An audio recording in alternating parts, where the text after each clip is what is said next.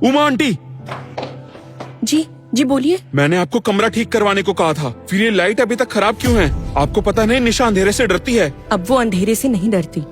हरगिज नहीं, निशा हमेशा लाइट्स ऑन करके सोती है। वो अंधेरे से डरती है।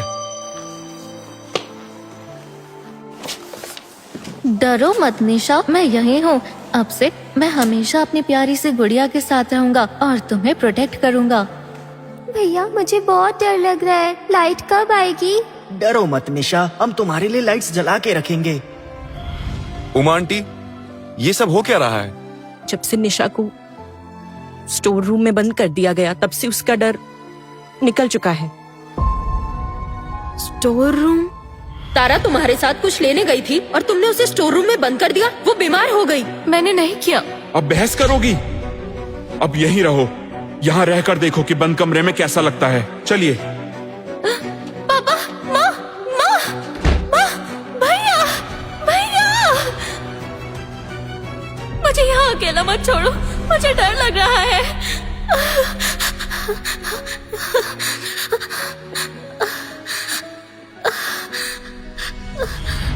निशा पूरे 24 घंटे तक बंद रही।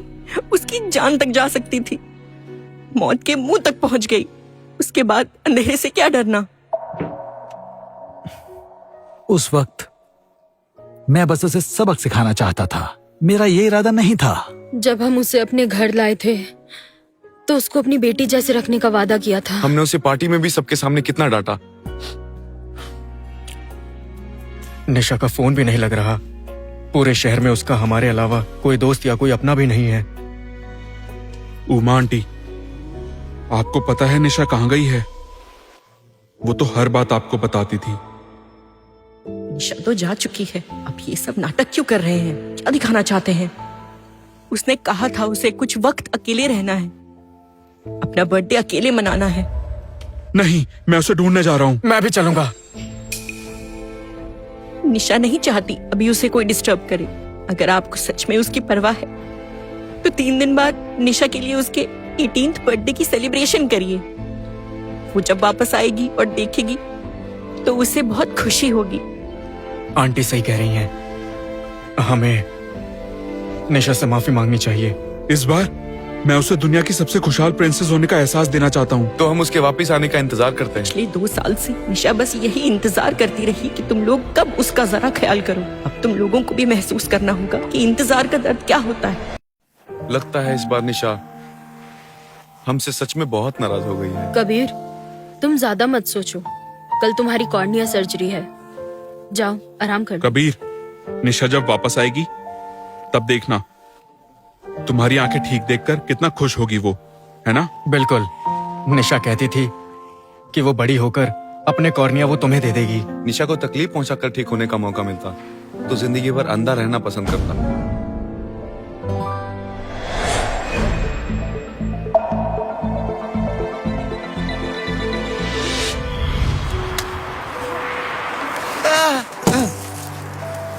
मैं नॉर्मल लोगों जैसा क्यों नहीं हो सकता? क्यों? कबीर भाई उठ जाओ, आप ठीक हो? देखना, एक दिन मैं आपकी आंखों की रोशनी वापस लाकर रहूंगी। निशा, अब मेरी आंखें ठीक हो जाएंगी। प्लीज जल्दी लौट आओ।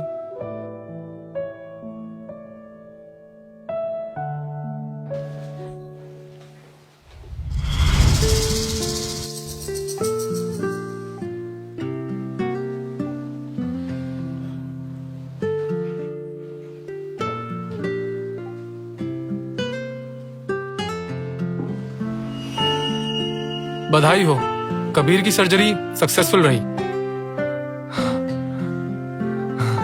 पापा, माँ, हाँ। आरव, रोहन। हाँ। कबीर, अब तुम मुझे देख पा रहे हो, मेरा बेटा। उस डोनर की वजह से कबीर आज फिर से देख पा रहा है। हम उस डोनर के एहसानमंद रहेंगे, हमें उसका शुक्रिया अदा भी करना चाहिए। पापा, मम्मी, हमने उससे कांटेक्ट करने की कोशिश की, लेकिन डोनर ने अपनी पहचान छुपा रखी है। तो मैं एक थैंक्स लेटर लिखूंगा। आरव, तुम एक काम करना, वो लेटर तुम डोनेशन सेंटर भेज देना। ठीक है। कबीर भाई, मुझे लगा निशा आई है। कबीर भाई, शुक्र है आखिरकार आप देख सकते हैं। मिस्टर आरव, मिस निशा काफी दिनों से चेकअप के लिए नहीं आई हैं। चेकअप्स किस लिए?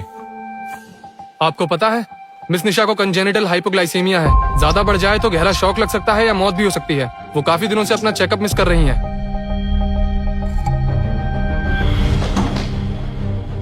पापा, माँ, ये गलत रूम है, तारा बगल वाले कमरे में है। चलो यहाँ टाइम वेस्ट नहीं करते, तारा हमारा इंतजार कर रही है। नाटक खत्म हुआ, जाओ कहीं और मरने का नाटक करो। दवाई चाहिए। नाटक बंद करो, तुम्हें क्या हुआ है? देखो उसका हाल क्या कर दिया है तुमने, और अब खुद बेचारी बन रही हो। माफी मांगो। निशा, हमने तुम्हारे साथ कितना बुरा किया।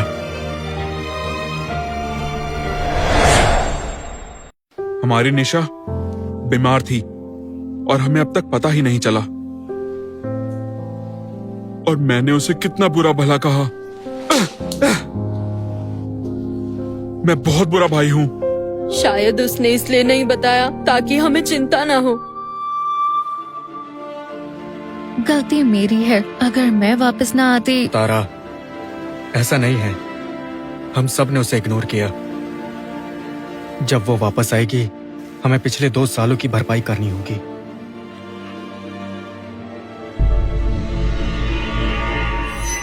कबीर, आज तुम्हारी आंखें ठीक हुई हैं। कहीं जाना हो तो मैं ले चलता हूँ। मुझे घर जाना है, जहाँ मैं और निशा साथ रहते थे। वो घर देखना है। कबीर भाई, आराम से। ठीक है।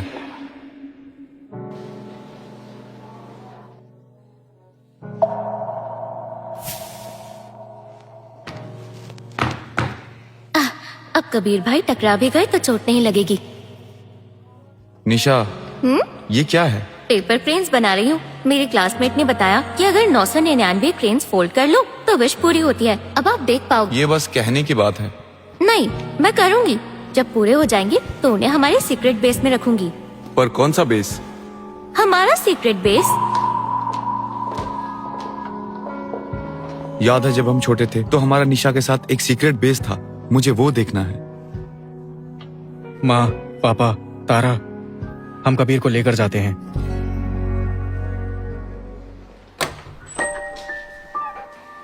आरव भाई, आप आखिर आ ही गए। मैं कब से आपका इंतजार कर रही थी। प्रॉमिस, आगे से इंतजार नहीं करवाऊंगा।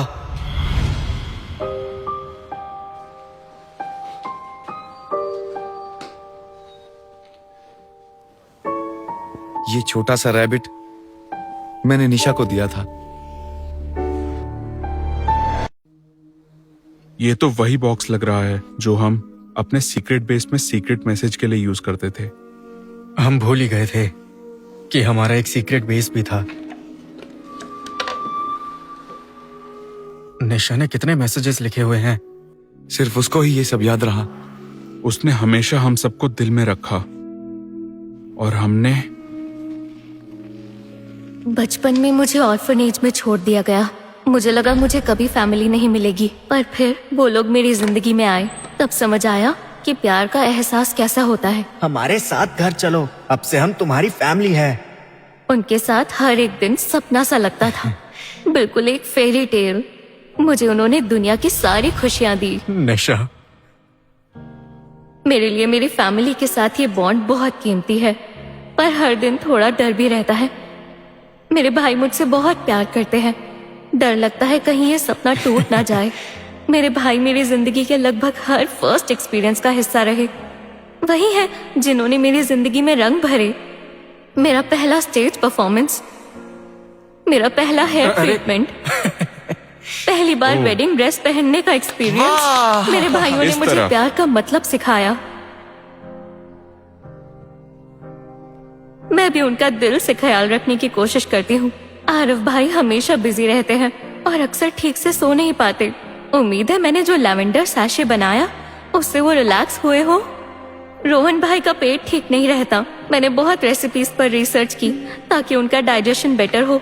मुझे कबीर भाई की सबसे ज्यादा चिंता रहती है, वो देख नहीं पाते। और वो ऐसा शो करते हैं जैसे ये कोई प्रॉब्लम ही नहीं है। कबीर भाई, मुझे पता है वो बस हमें परेशान नहीं करना चाहते, पर असल में अंदर ही अंदर बहुत उदास होते होंगे। मैं कबीर भाई की आंखें ठीक करने के लिए कुछ भी करने को तैयार हूँ, पर तब तक मैं हमेशा उनका साया बनकर रहूंगी, उनकी आंखें बनकर उनकी हिफाजत करती रहूंगी। निशा, जल्दी वापस आ जाओ। मैं अब तक तुम्हें बता नहीं पाया कि अब मैं देख सकता हूँ। मैं तो ये भी नहीं जानता तुम दिखती कैसी हो। कबीर, आंखें अभी ठीक हुई है ना? मैं तुम्हें अभी निशा की स्क्रैप बुक दिखाने ले चलता हूँ। उसमें हमारी सालों की सारी यादें हैं। ठीक है। ये क्या है?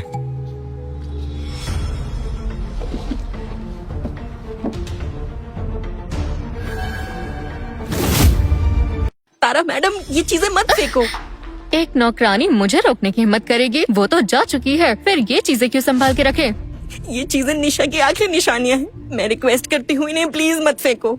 याद रखो, आज से इस घर की इकलौती बेटी मैं हूँ। निशा ने इसे अपने भाइयों के साथ मिलके बनाया था। प्लीज इसे मत फेंको, वो भी गुस्सा हो जाएंगे। इसे वापस रख दीजिए। ये बस एक बेकार सी बुक है, इसे जला दूंगी तो क्या फर्क पड़ेगा? नहीं नहीं, मत करिए तारा मैडम, प्लीज। मैं ही उनकी सबसे लाडली बहन हूँ। नहीं, रुक जाइए। तारा,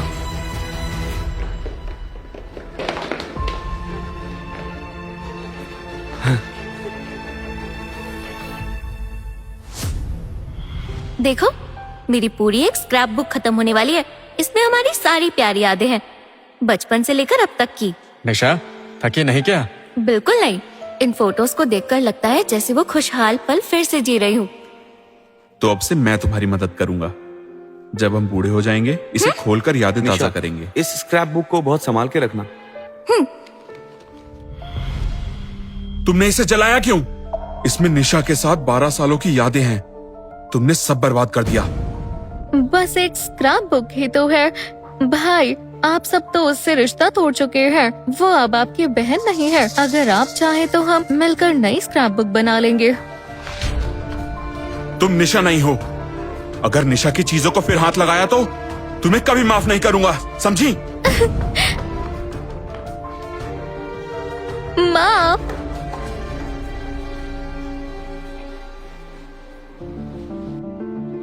हेलो, जल्दी से एक अच्छा रिस्टोरेशन एक्सपर्ट ढूंढो।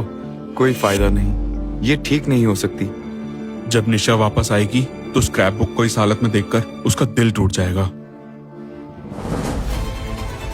नहीं, निशा वापस नहीं आएगी। वो तो उमा आंटी, आपका क्या मतलब है? चाहे वो वापस आ भी जाए, लेकिन वो पहले की तरह खुश नहीं रह पाएगी।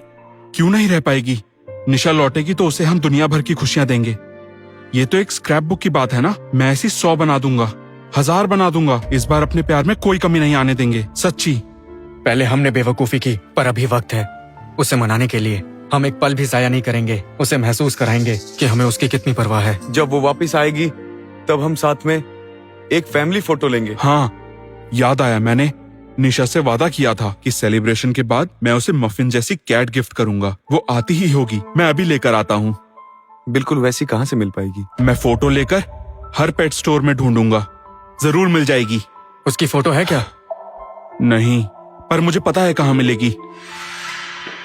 निशा, निशा।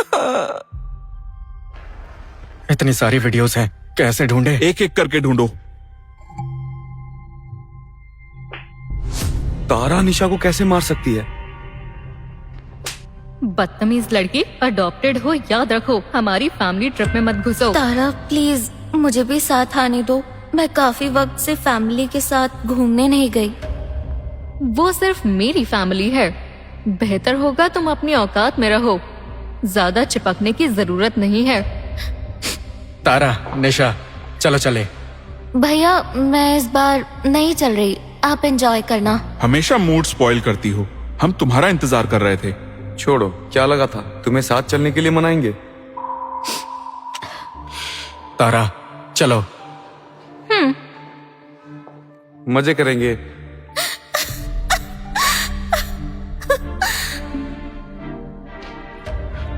मुझे हमेशा लगा कि वो हमारे साथ कभी आना ही नहीं चाहती थी। यकीन नहीं होता, हमने उसे इतना गलत समझा। तारा ने हमें गुमराह किया। पहले मफिन को ढूंढते हैं, फिर तारा से पूरा हिसाब करेंगे। मिल गया। ये कैसे हो सकता है? ये कैसे हो सकता है?